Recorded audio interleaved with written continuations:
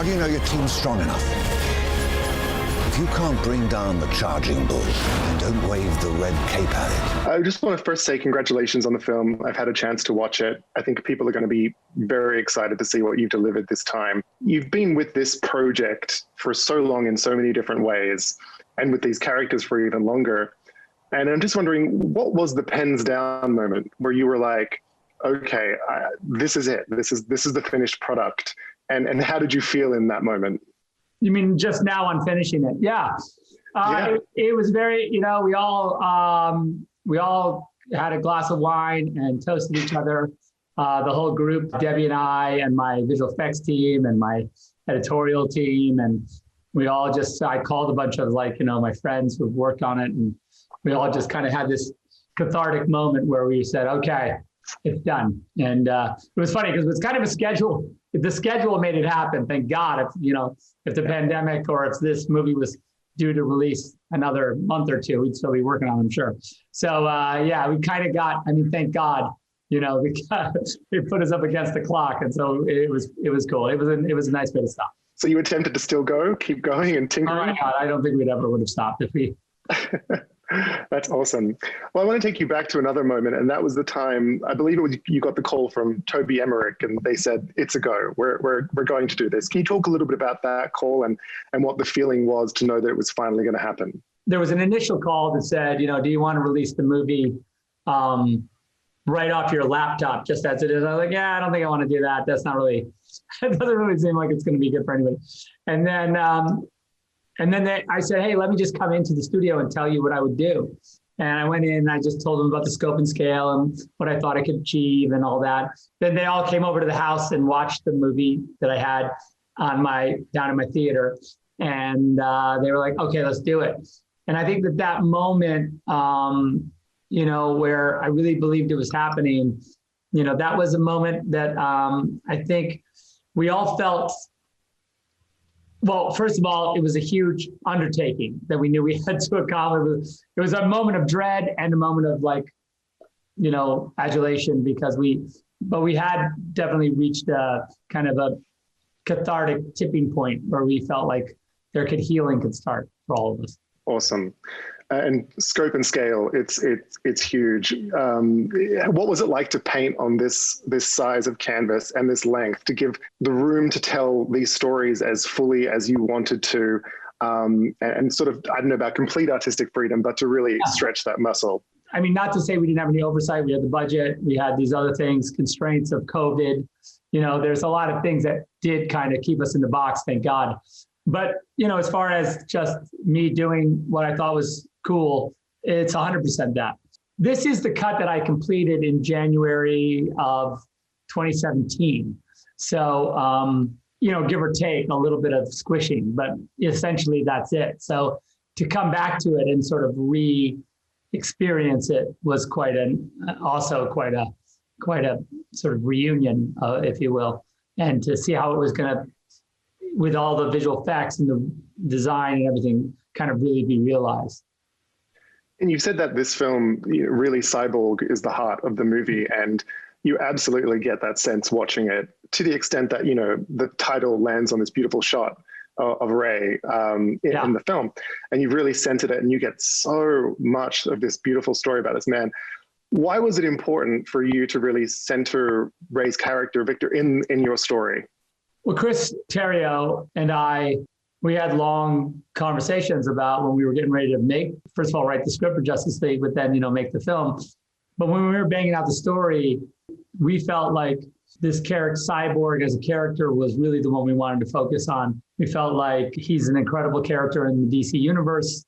He's an important character in the DC universe. And he just really needed his story told in a way that was also in context of these other gods, that established him in that pantheon, and that was really a thing we really focused on from the beginning. And then it's really fun to see it realized because it really, Ray does an incredible job. And have you spoken to Ray and the others, having now, I assume some of them have seen the film and in its complete form, and what's the reaction like to see this vision? Ray hasn't seen it yet. He's seeing it hopefully in the next couple of days. Yeah, they've been really supportive and incredibly enthusiastic about the film and about, me being able to get it finished. So, we wouldn't be here without the fans, and obviously the huge campaign that sort of brought us to this point. And there were so many, there's so many amazing stories of what happened during that campaign. And I'm wondering, is there a moment, an interaction, I don't know if it's the retweets or it's the billboard or what it is that really stands out to you as like the thing that you'll take with you from this Release the Snyder Cut campaign? Yeah, so many memories, really, to be honest. Like the idea that I remember when there was the Comic-Con bus stops that kind of started it. And then there was that big, gigantic billboard in Times Square. And I think that made me really start to go, wow, I don't know what these guys are up to, but this is legitimate caring. Whether it be the airplanes flying around, Warner Brothers towing banners, or the 1 million fruit baskets delivered to Ann Sarnoff when she became president of Warner's. I really think in the end, it's just how supportive they've been of AFSP and suicide prevention and mental health awareness. Like really that is the jewel in the crown of what they've accomplished. And for me, it's better than any movie is this persistent campaign that these guys have mounted, in regard to suicide prevention and mental health awareness. That's really it. I mean, they've saved lives with their campaign, and that's the bottom line. And I can't, it's fun to make a movie, but that's really cool stuff. Yeah, and I think, that probably bleeds into what I assume you might say about the next question, but a lot of the discourse around fandom recently at least tends to focus on, quote unquote toxic or negative fandom. And I'm talking to you from Rotten Tomatoes, so we are part of the story in some ways. They don't like the scores on some of the films, etc. Yeah. But for those who only focus on the negative side of fandom, what do you want people to know about fans of DC and fans of yours and what they've been doing? Listen, I think the fans, you can't throw a blanket over the entire thing because this is a bunch of individuals. These people aren't professionals. They're not paid to do anything. They're just fans of the movies. And they want, in my case, they just want the movie out there that I had designed and created originally. And then along the way, they got involved in my cause and for whatever reason, they had some sort of empathy, or whether they had an experience themselves. And it's a combination of those things that I think has made the fans, this community that I interact with, what they are. Now, and I think that, there are occasions of fandom where it gets out of control. Absolutely. We all know that. But the reality is that, these fans use their voices to change the course of a giant corporation and to basically get a movie release that, I always say, like, look, the real miracle is that, like, someone would say, like, oh, are you ever going to make a sequel? I'm like, well, there's no plan, and Warner Brothers really has no interest in making a sequel with me. But is it more likely that a sequel to this movie would have been made than what happened? And the answer to that is yes. And so, it just speaks to their actual power, and I'm proud to be, associated with it. One of the scenes that's going to really impress fans, I think, is one at the end, towards the end. But I don't know, are we allowed to talk about this in context at this point, or? I don't know. Tell me. You bring together two iconic characters. You've obviously dropped the hints of what's happening. Yeah. As a fan and as someone who's worked on this for a long time, what was it like to put them together and write that script and shoot something new for this film? The scene was important to me because I felt like if this is the last gasp of Zack Snyder's DC universe, which it's is more than a gasp. It's a booming shout. It's the last booming shout. Then fair enough. I really wanted to say, I have a little bit of unfinished business, and that is to bring these two characters together.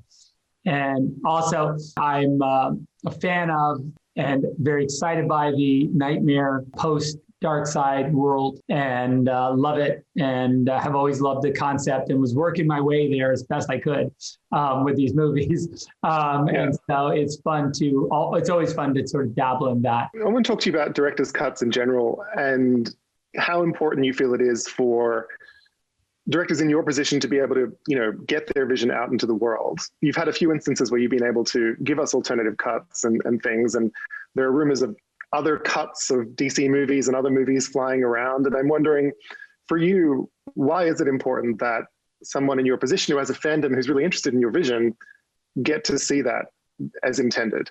I've made director's cuts of almost every movie I've ever made, except for I think Guardians of the Galaxy and Man of Steel. And I would argue that the Sucker Punch director's cut isn't really the full movie. Like, that's the one movie I would say, oh yeah, there's a cut of that movie that no one's ever seen. I prefer the BVS Ultimate Edition, which is the director's cut, because I just feel like it's less encumbered by the studio and by the notes and just by the constraints of what they think a movie has to be and its length, and nobody wants to see a 3-hour movie. I don't agree with that 100%. But anyway, so as far as other filmmakers go and their kind of experience with director's cuts, I can't say exactly. It's personal to me, it's a way I've kind of justified the, making changes to the movies that I've worked on, is knowing that I could always just release a director's cut and at least feel like, okay, well, there's the real movie, So I'm fine. And I understand the balance between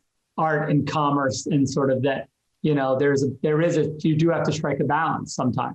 The theatrical cut of Watchmen is based entirely on maximum running length of film in IMAX. The film would be no longer than 2 hours and 20 minutes, or it would have fallen off the spool. And so that's where you see the sort of two things coming together. And you have to accept that if you want the movie that way. And I did.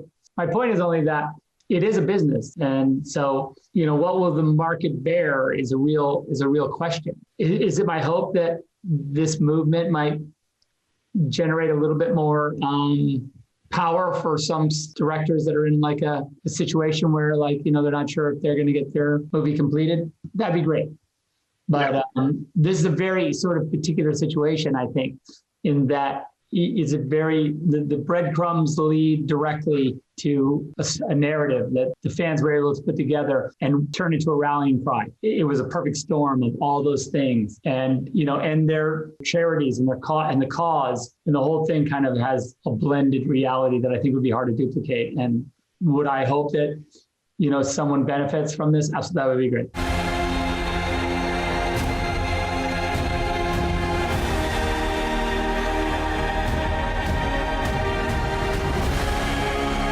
He said the age of heroes would never come again.